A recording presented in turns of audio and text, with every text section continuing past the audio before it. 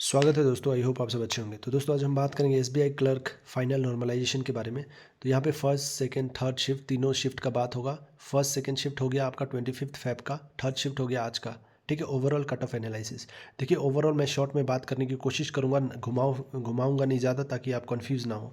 देखिए जैसे हम देखेंगे 25 फेब को जो हमारा एग्ज़ाम हुआ था, वहाँ पे इतना हमको पता है कि सेकेंड शिफ्ट बहुत टफ था, तो नॉर्मलाइजेशन उसमें तगड़ा होगा। ठीक है, फर्स्ट शिफ्ट अगर कंपेयर करें फर्स्ट शिफ्ट से तो सेकेंड शिफ्ट टफ था। और अगर आज का एग्ज़ाम देखा जाए तो आज का एग्ज़ाम बहुत लोगों का कहना है कि इजी था, प्रीवियस शिफ्ट से इजी था। ऐसा नहीं था मेरे भाई, कोई इजी नहीं था। आप इक्विवेलेंट टू आप ये बोल सकते हो कि जो पहले 25 को एग्ज़ाम हुआ था, first shift is equivalent to the आज का शिफ्ट। ठीक है, 4 मार्च का shift is equal to the 25 का फर्स्ट शिफ्ट।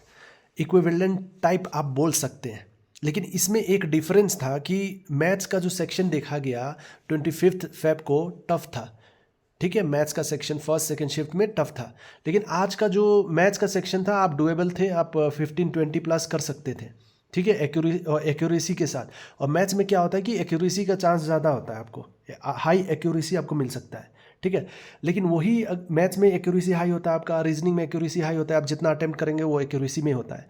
लेकिन अगर बात करें इंग्लिश का, तो इंग्लिश में बहुत इंपॉर्टेंट चीज़ होता है कि लोग बोलते हैं कि 30 अटेम्प्ट किया, लेकिन उनको स्कोर 10 भी नहीं मिलता है बहुत सारे कैंडिडेट को। और कोई कैंडिडेट 15 कर रहा है, उनको 17 भी मिल जाता है, 18 भी मिल जाता है नॉर्मलाइजेशन के हिसाब से। तो इंग्लिश में एक्यूरेसी रखना बहुत इम्पॉर्टेंट है, और एक्यूरेसी पे सॉल्व करना बहुत मुश्किल है। बहुत सारे कैंडिडेट नहीं कर पाते हैं, बहुत रेयर होता है जो आउट ऑफ 25 अगर कोई अटेम्प्ट कर रहा है उसको 25 आउट ऑफ 23 मिला या 24 मिला, बहुत रेयर होता है। तो ये जो इंग्लिश का सेक्शन है बहुत इंपॉर्टेंट रोल प्ले करता है। और आज का अगर देखा जाए आज का पेपर अगर देखा जाए, आपने ऑलरेडी आपको पता होगा कि क्वांट में आपका था कि एक्यूरेसी से आप ज़्यादा अटेम्प्ट कर सकते थे। इंग्लिश में ट्रिकी था मैं बोलूँगा। ठीक है, जैसे option only option 1 is correct, only option 1 and 2 is correct, all of this are correct, none of this are correct. So obviously आप इंग्लिश में कंफ्यूज हो जाओगे, एक्यूरेसी नहीं ला पाओगे। मान लीजिए आप 18 से 20 या उससे ऊपर करते हैं मैथ्स में, जो कि प्रीवियस शिफ्ट में मुश्किल था। ठीक है, जो फर्स्ट सेकंड शिफ्ट हुआ हमारा 25 को, उसमें 20 प्लस करना मुश्किल था, मैथ्स में इतना आसान नहीं था, लेकिन आज आसान था। ठीक है, तो ओवरऑल देखा जाए तो मैथ्स में अटेम्प्ट ज़्यादा हुआ होगा प्रीवियस शिफ्ट के हिसाब से। ठीक है, देखिए इसमें ओवरऑल हम लोग लास्ट में आएंगे नॉर्मलाइजेशन कैसे क्या हिसाब से होगा। आप वीडियो को एंड तक देखते रहें दोस्तों। तो आई होप आप समझ गए। तो आज का शिफ्ट था इंग्लिश का ट्रिकी था, और रीजनिंग भी ट्रिकी था। याद रखना, ये आज का रीजनिंग भी ट्रिकी था। जो लोग दिए हैं एग्ज़ाम उनको पता होगा कि क्वेश्चन चूज़ करके सॉल्व करना बहुत इंपॉर्टेंट था। अगर चूज़ करने में गड़बड़ कर दिए तो आपका टाइम वेस्ट हो जाएगा। तो सिलेक्शन इम्पॉर्टेंट था, क्वेश्चंस का सिलेक्शन। तो इसी कारण आपका रीजनिंग और इंग्लिश टफ बोला जाता है। और जीके में क्या था कि आपको दिसंबर नवंबर से भी क्वेश्चन पूछा गया, जनवरी से भी पूछा गया क्वेश्चन। ठीक है, लेकिन मोस्टली दिसंबर से क्वेश्चन ओवरऑल पूछा गया। जबकि इसमें क्या हुआ था, फर्स्ट सेकेंड शिफ्ट में जनवरी से पूछा गया था मोस्टली क्वेश्चन।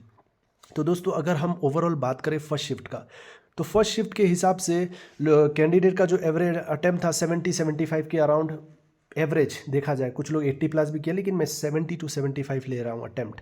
ठीक है, फर्स्ट शिफ्ट में 25 फेब का। और सेकेंड शिफ्ट में यहाँ पर अटेम्प्ट कम हुआ कैंडिडेट का, 65 में एवरेज लेता हूँ। 60 मतलब ऐसा अगर बोलूँ मैं 65 to 70 एवरेज अटेम्प्ट लेता हूँ, इसके बीच में अटेम्प्ट था। ठीक है, और उसके बाद आज का अगर बात करूँ तो आज 75 प्लस आप अटेम्प्ट ले सकते हैं। कैंडिडेट का अटेम्प्ट हुआ होगा 75 प्लस। तो स्कोर के हिसाब से मैं बता रहा हूँ। तो फर्स्ट शिफ्ट के हिसाब से आप समझ सकते हैं कि 70 एवरेज लिया। ठीक है, फर्स्ट शिफ्ट। सेकेंड शिफ्ट में 65 एवरेज लिया, और थर्ड शिफ्ट में 75 एवरेज लिया। तो क्या होगा देखिए, ऑब्वियसली जो आज के कैंडिडेट है नॉर्मलाइजेशन में, इनका मार्क्स कंपेयर होके बैलेंस होगा। सेकेंड शिफ्ट के हिसाब से बैलेंस होता है मेरे भाई, बैलेंस होगा मार्क्स। नॉर्मलाइजेशन क्या होता है, बैलेंस होता है। तो सेकेंड शिफ्ट जो टफ था उस पर आपको 10 मार्क, हो सकता है कि 10 मार्क 12 मार्क ऐड करके दिया जाए। एक्यूरेसी अगर अच्छा है तो आपको ऐड करके दिया जाएगा। थोड़ा ख़राब भी होगा तो मिलेगा, लेकिन मिलेगा तो मिलेगा श्योर। तो इतना चीज़ कंफर्म हो गया कि आपको टेंशन नहीं लेना। आज भले ही आप 75 प्लस अटेम्प्ट किया। बहुत लोग कहना है कि आज का शिफ्ट बहुत ज़्यादा इजी था, बहुत ज़्यादा इजी नहीं था। सिर्फ मैथ्स के कारण अटेम्प्ट ज़्यादा हो गया कैंडिडेट का, एक्यूरेसी ज़्यादा होने का चांसेस है, मतलब इसी कारण मैं 75 बता रहा हूँ यहाँ पर। आई होप आप समझ रहे हैं।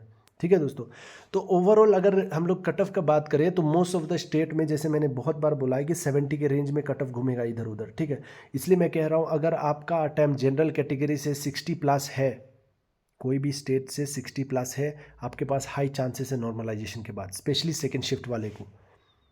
ठीक है, और ऐसा नहीं कि बाकी वाला का सिलेक्शन नहीं होगा। तो ये नॉर्मलाइजेशन बहुत इंपॉर्टेंट रोल प्ले करेगा, इसलिए पॉजिटिव रहें।